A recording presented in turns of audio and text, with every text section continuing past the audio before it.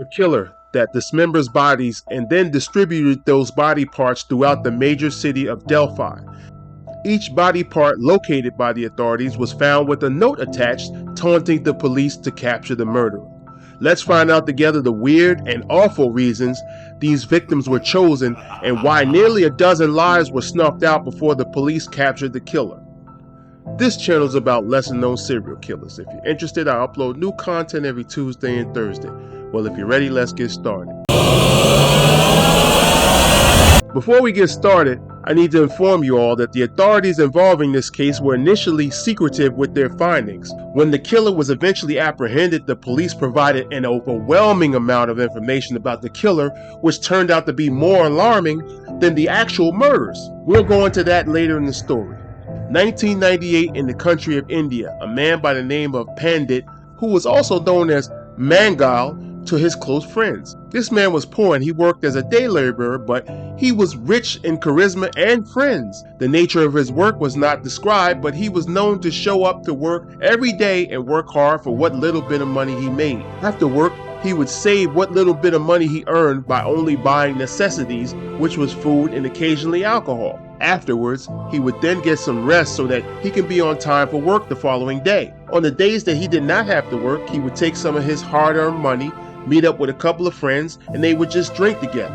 As the evening got late and the alcohol began to settle in, the friends would begin to disperse one at a time. The last friend eventually left, which motivated Pandit to make his way home. One day, an unnamed resident was passing through a well-traveled yard.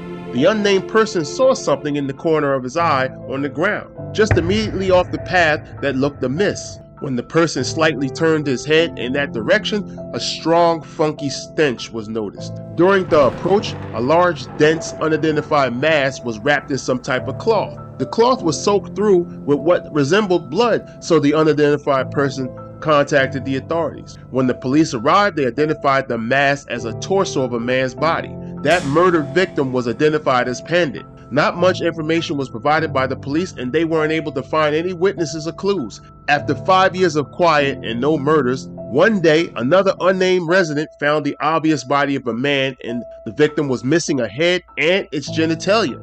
It was believed that the killer kept it as a souvenir. The victim was identified as the man by the name of Shekhar. Shekhar happened to be a poor day worker that lived in the general area. The police took a closer look at the body and found a note left by the killer. The specifics were not provided to the public due to the possibility of encouraging copycat killers. The authorities did not notify the public that the note taunted the authorities to try their best to apprehend the murderer. Just a few months later, another body of a man was located and his head was taken as well.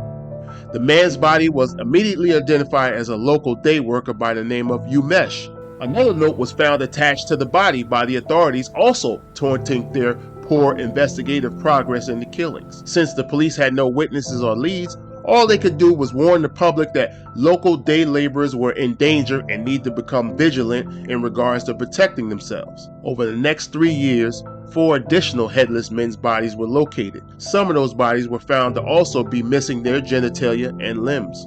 The bodies were found distributed throughout the city, all of which were identified as local day workers. Somehow the authorities were able to link 3 of the homicides to a man by the name of Chandrak Jha. When Chandrak was brought into questioning, he gave a jaw-dropping testimonial. You might want to sit down for this because this is really jaw-dropping. He started off by stating that one day he was stabbed in the chest by a couple of local thugs trying to rob him, in which he almost died. He became so enraged that he learned karate, then years later located and killed allegedly all 3 of his attackers.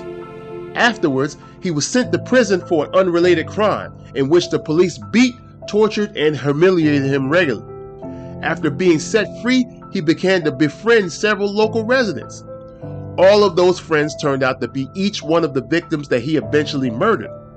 When asked by the authorities why he killed them, Chandrak gave various strange reasons that got progressively stranger for each one of his murders.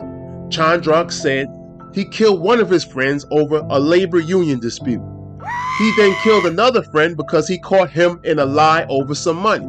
He then confessed to killing another friend for sleeping with one of his daughters. Chandrak then confessed to killing another one of his friends for hiding the fact that he knew that their mutual friend was sleeping with his daughter. Chandrak went on to confess that he murdered another friend for smoking marijuana in his presence, and he killed his last friend for eating non-vegetarian food.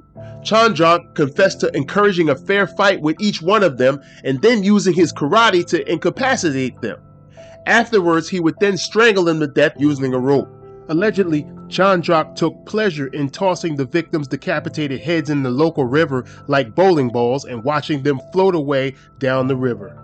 The reason behind Chandrak taunting the police was because he was angry at them for the torture and beatings that they gave him while he was in prison. He was eventually tried, found guilty, and given a death sentence, which was later commuted to life imprisonment. If you enjoy more stories such as these, click on one of the suggested videos above. God bless and stay safe.